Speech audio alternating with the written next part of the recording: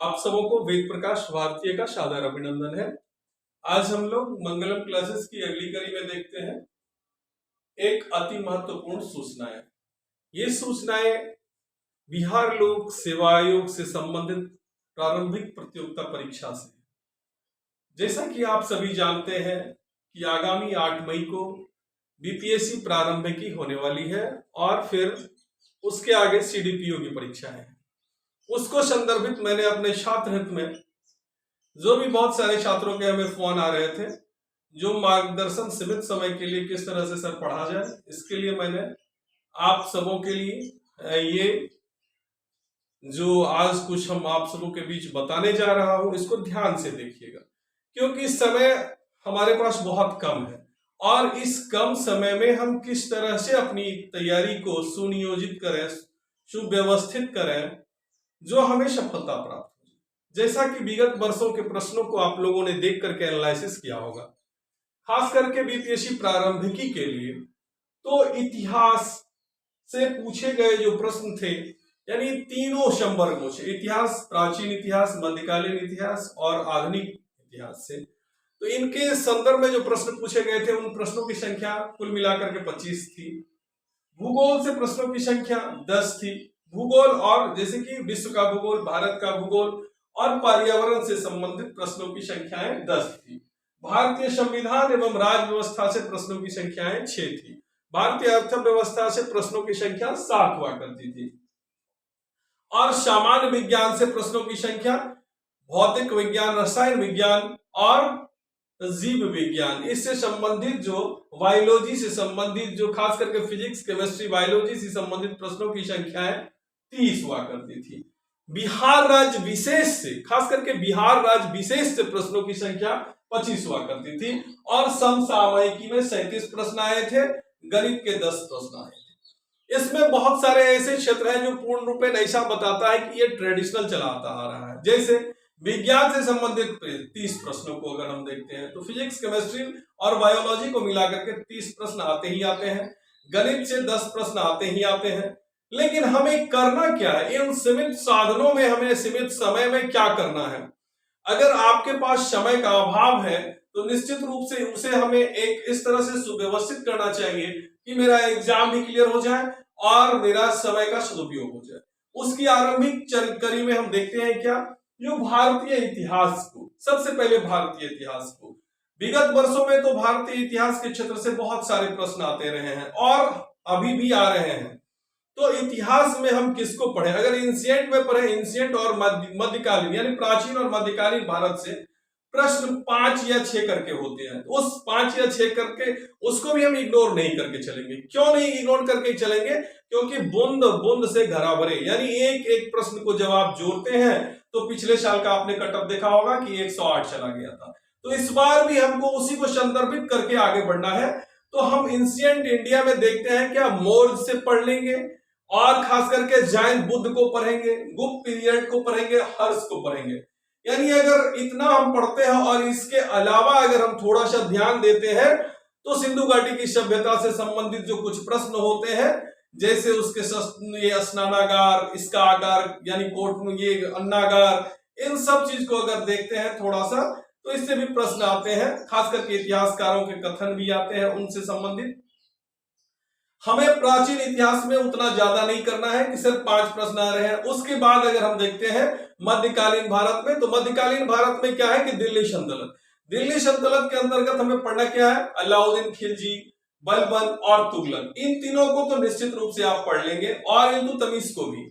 और रेस्ट में हमको क्या देखते हैं कि मुगलकालीन भारत में पढ़ेंगे हम, अकबर को पढ़ेंगे, जहांगीर को पढ़ेंगे, शाहजहां को पढ़ेंगे।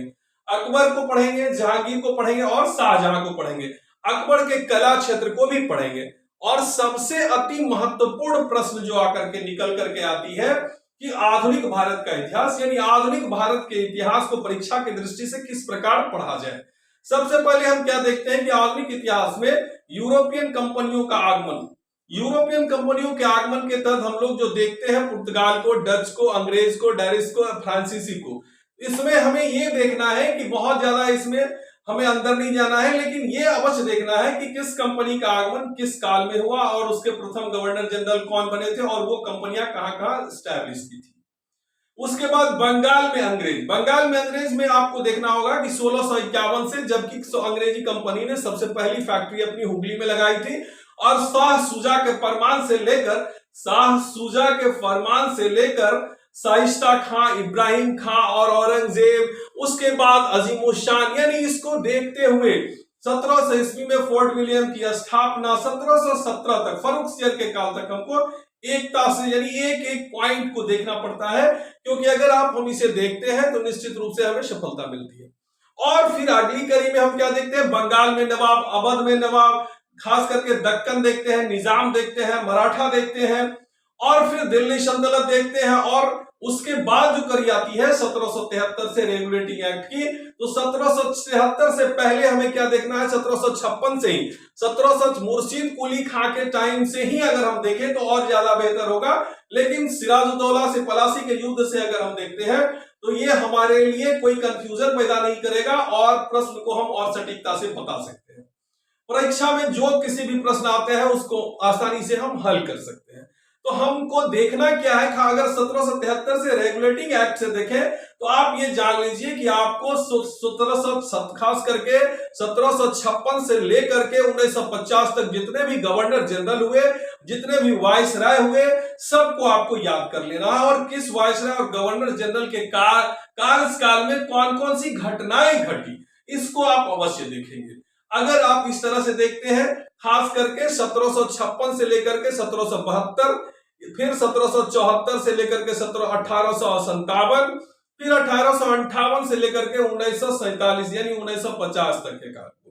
फिर स्पेशल में अगर देखते हैं तो स्पेशल में हमको देखना क्या है, महात्मा गांधी को देखना है, जवाहरलाल नेहरू को देखना है, राजेंद्र प्रसाद को देखना है, रविंद्रनाथ टैगोर को देखना है। इन सब क्षेत्रों से प्रश्न आते हैं। और इसके अलावा जो अति महत्वपूर्ण क्षेत्र है, यानी कांग्रेस के अधिवेशन कहां कहां हुए और उनके अध्यक्ष कौन थे, उन अधिवेशनों में क्या क्या प्रस्ताव पारित किए गए, हमें सीमित समय में सिर्फ करना क्या है कि इसे रेगुलराइज कर देना है। आपने जितना पढ़ा है उसी को पुनः दोहराते रहिए, प्रत्येक दिन मॉडर्न इंडिया को आरंभ कीजिए यूरोपियन कंपनी से और 1947 तक, प्रत्येक दिन आपका ये क्रम बना रहना चाहिए, आपको स्मरण में आते रहेगा क्योंकि आपने पढ़ा है। और जब आपने पढ़ा है तो फिर अगर आप इसको देखते रहिएगा तो ये सारी चीजें आपके मस्तिष्क में बनी रहेगी और ये आपको परीक्षा में सर्वोत्तम अंक दिलाने में सहायक सिद्ध होगी। इसे आप नियमित कर दें और आज से ही संकल्प ले कि मॉडर्न इंडिया खास करके आपको जीत दिलाएगी। मॉडर्न इंडिया आपको विजेता बनाएगी। इसलिए आसान भी है, सही भी है और सटीक जानकारी भी है। इसलिए मॉडर्न इंडिया को प्रत्येक दिन आप समय को यानी 24 घंटे को आप अपने हिसाब से एस्टैब्लिश कर ले, जो किस तरह से हमें कौन सा पेपर पढ़ना है, कौन सा पेपर नहीं पढ़ना है, किस तरह से हमें तैयारी करनी है। और सेकंड बात रही आपकी ज्योग्राफी की, भूगोल की। इसमें आप मैप को देखें, खास करके हिंदुस्तान से संबंधित भारत के भूगोल से अगर आप मैप से पढ़ाई करते हैं तो मैप को पूरा जब भी ज्योग्राफी पढ़ा कीजिए तो आप मैप से पढ़िए। मैप में आपको क्या निकल करके आते हैं कि भारत के मानचित्रों को सबसे पहले देखेंगे और भारत के मानचित्रों को देखते आपके पास एटलस जरूर होगा। उस एटलस के हिसाब से आप राज्यों का बंटवारा करें और खास करके जो अभी हाल में जो जिन राज्यों के राज्यपाल बदले हैं, जिन राज्यों के मुख्यमंत्री बदले हैं, उसे तो आप अवश्य याद करके रखें। और राज्यवार करके जो कि फलाने, जैसे कि हम बिहार से संबंधित है तो बिहार में क्या, कहां पे कौन सी कंपनियां हैं, कौन सी फैक्ट्री लगी हुई है, कहां किस चीज का कारखाना है, कहां किस जिले में क्या उत्पादन होता है, कहां की मिट्टी कैसी है, कहां की जलवायु कैसी है, ये सारी बातों को स्टेट वाइज स्टेट करके आपको पढ़ना होगा। यानी भारत के मानचित्रों को इस तरह से अगर हम पढ़ते हैं तो हम निसंदेह कह सकते हैं कि उससे संदर्भित सारे प्रश्न हमें आसानी तरीके से हल होंगे और हम उसे बनाएंगे। वर्ल्ड हिस्ट्री में आपको देखना क्या है, खास करके कुछ ऐसे प्रश्न आते हैं, कुछ ऐसे ठंड प्रदेश के निवासियों से संबंधित भी प्रश्न आते हैं, अक्षांश देशांतर से प्रश्न आते हैं। इन्हें भी हमें थोड़ा थोड़ा करके देखना है, लेकिन नियमित देखना है, संपूर्ण नहीं देखना है, थोड़ा थोड़ा करके नियमित देखना है। भारतीय राज्य व्यवस्था में हम क्या देखते हैं कि अनुसूची तो देखते ही देखते हैं, खास करके अनुच्छेद देखना। और अनुच्छेद में आप विगत वर्षों के प्रश्नों को देखें, विगत वर्षों के प्रश्न को देख करके एनालिसिस करते हुए जो कौन से प्रश्न किस तरीके से पूछे गए हैं, यानी अनुच्छेद को देखना, अनुच्छेद को याद करना। आप ये मत समझे कि संविधान के जो 22 खंड है इसे याद करना बहुत कठिन है, नहीं ऐसी बात नहीं है। 395 अनुच्छेद जो है इसको सहज रूप से आप एक ट्रिक बेसिस पर याद कर सकते हैं। और अनुसूचियां कहां से क्या ले गए, विदेशी स्रोत, संविधान के विदेशी स्रोत, इसको किसी भी हालत में दोस्तों नहीं छोड़िएगा। संविधान के विदेशी स्रोत को नहीं छोड़ना है, अनुसूची को नहीं छोड़ना है और अनुच्छेद को नहीं छोड़ना है।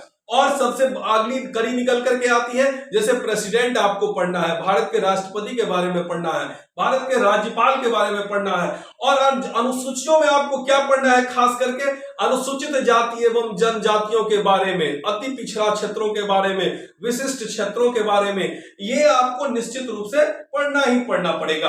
अगर सही समय आपको मिल जाए और थोड़ा थोड़ा करके अगर आप देखेंगे, अपने समय को एक सिस्टमेटिक वे में लेकर के चलेंगे, तो मुझे नहीं लगता है कि आप किसी पार्ट से अनछुआ रह जाएगा।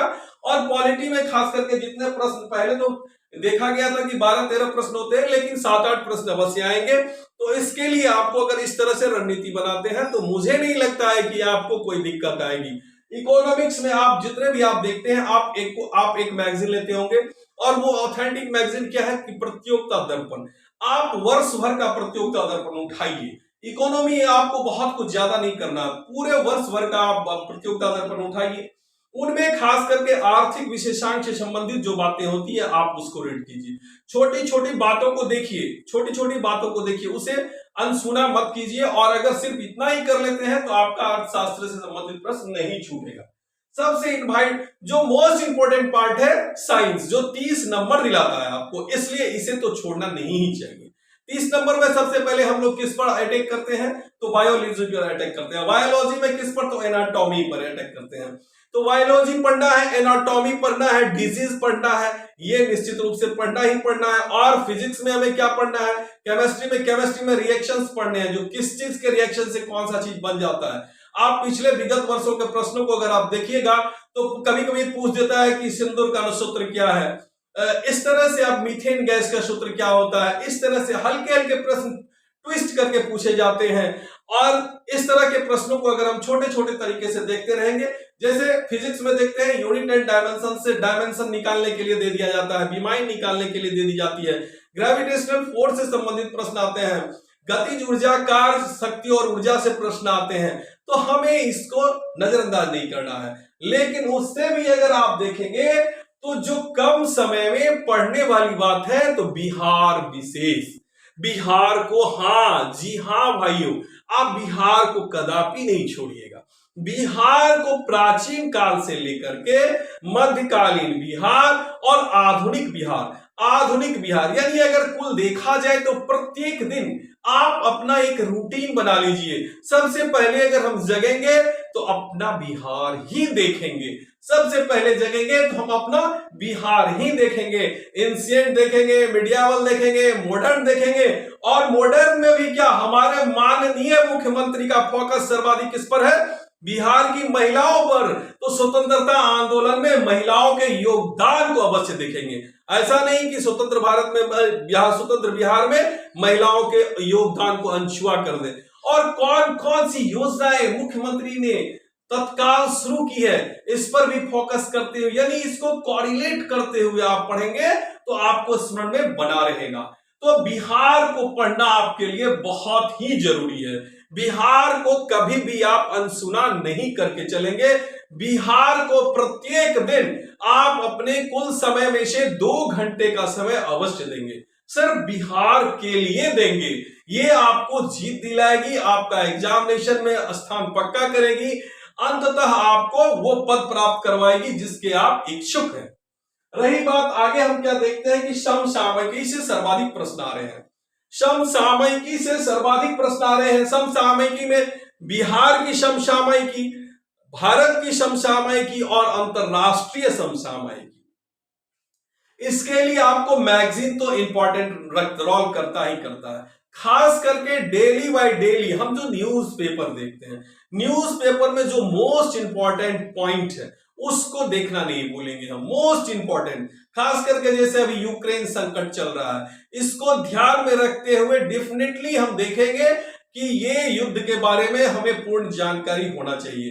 खास करके नेशनल, इंटरनेशनल और बिहार, तीन सेक्टर को आप कभी भी अनछुआ अनपहलू ऐसा नहीं बना दे कि हमने इसको देखा नहीं। इसलिए विगत 1 वर्षों के, यानी क्या कुछ 1 वर्ष से आगे भी कह सकते हैं, यानी क्या 2020 के दिसंबर से लेकर के 2020 के दिसंबर से लेकर के और 2022 के अप्रैल तक का जो आपके पास डाटा रहेगा वो आपको समसामयिकी के अंतर्गत आएगा। इसमें खेल भी होंगे शामिल, इसमें अन्य गेम्स भी, ओलंपिक गेम्स भी होंगे शामिल, शीतकालीन गेम्स भी होंगे शामिल। इसमें रिजर्व बैंक के गवर्नर जनरल कौन है, ये कौन बना है, इसके संदर्भ में प्रश्न आते हैं। नई नियुक्तियां क्या हुई है, इसके संदर्भ में प्रश्न आते हैं। कौन सा नया किताब मार्केट में आया, उसके विमोचन करता कौन है, किसने लिखी है, कौन सी तिथि को अंतरराष्ट्रीय तिथि माना गया है, राष्ट्रीय तिथि माना गया है और राजकीय दिवस के रूप में माना गया है। इसको कभी भी आप ऐसा नहीं करेंगे कि अनछुआ छोड़ देंगे। यानी मेरे कहने का तात्पर्य है कि समसामयिकी में विगत, यानी क्या 2020 के दिसंबर से लेकर 2022 के मई तक आप पूर्ण रूपेण इसको 2 या 2.5 घंटे का समय प्रत्येक दिन अब देंगे। 2 या 2.5 घंटे का समय इस पर प्रत्येक दिन देंगे। अगर आपने प्रतियोगिता दर्पण आपके पास उपलब्ध है तो निश्चित रूप से उस प्रतियोगिता दर्पण को, यानी आपके पास जितना हो जाए, अगर देखा जाए तो 16 प्रतियोगिता दर्पण होते हैं, इन 16 प्रतियोगिता दर्पण को डे बाय डे एक एक करके, ऐसा नहीं 16 को देखना है, 16 को उल्टाते जाना, क्योंकि आपने तो पहले पूर्व में पढ़ ही लिया है। तो 16 दर्पण को आपको उल्टाते जाना है, एक एक करके देखते जाना है जो कि उसमें क्या है। आप सिर्फ देखते रहेंगे, आपको प्रश्न याद होते चले जाएंगे, आप सिर्फ देखते रहेंगे, आपको सिर्फ प्रश्न याद होते चले जाएंगे। और वो भी कब देखना है, जैसे मैंने आपको क्या किया, सबसे पहले क्या पढ़ना है, बिहार पढ़ना है, और फिर ठीक उसके बाद चाय की चुस्की, अगर आप लोग चाय पीते हैं तो चाय की चुस्की लेंगे, या नाश्ता करते हैं तो नाश्ता करके फिर उसको हमें क्या देखना है, तो समसामयिकी पढ़ना है। और समसामयिकी में दोस्तों 2 से 2.5 घंटे का समय टील एग्जामिनेशन तक आपको देना ही देना है। और उसके बाद आप मॉडर्न इंडिया को समय देंगे, क्योंकि आपको पढ़ने में इंटरेस्ट आएगा, आपको पढ़ने में दिलचस्पी बढ़ेगी, आपको पढ़ने में, यानी क्या मुख्य रूप से अगर हम देखते हैं तो इस तरह से अगर हम अपनी रणनीति बनाते हैं तो हम आगे अवश्य बढ़ेंगे। रही बात गणित की, तो आप विगत वर्षों के प्रश्न पत्रों को देखते हुए किस सेक्टर से कौन कौन से प्रश्न पूछे जा रहे हैं, या कमर्शियल मैथमेटिक्स पूछे जा रहे हैं, या मेंसुरेशन के क्षेत्र में प्रश्न पूछे जा रहे हैं, या ज्योमेट्री से प्रश्न पूछे जा रहे हैं, या ट्रिगोनोमेट्री से प्रश्न पूछे जा रहे हैं, या अलजेब्रा से प्रश्न पूछे जा रहे हैं। यानी 2-4 वर्षों के विगत प्रश्नों को अगर आप देख करके एनालिसिस करते हैं, जिन क्षेत्रों से प्रश्न आ रहे हैं उन क्षेत्रों के क्वेश्चन को आप हल करते जाएंगे, उस अध्याय को बना लेंगे, तो 10 में से 6-7 आपको प्रश्न हल होंगे ही होंगे। बहुत सारे छात्रों का कहना है कि सर मैं तो आर्ट बेसिस से हूं, मुझे सारे प्रश्न नहीं बन पाते हैं, तो उनके लिए सुझाव है कि विगत वर्षों के प्रश्नों को आप बनाइए और उसको देखिए कि इस तरह के प्रश्न अगर आते हैं तो वो कैसे हम बना पाएंगे। तो अगर इस तरह से आप अभ्यास कीजिएगा, निरंतर अभ्यास कीजिएगा, तो ये बहुत बड़ी बात नहीं है कि आप उसे नहीं बना सकते हैं, आप उसे निश्चित रूप से हल कर सकते हैं।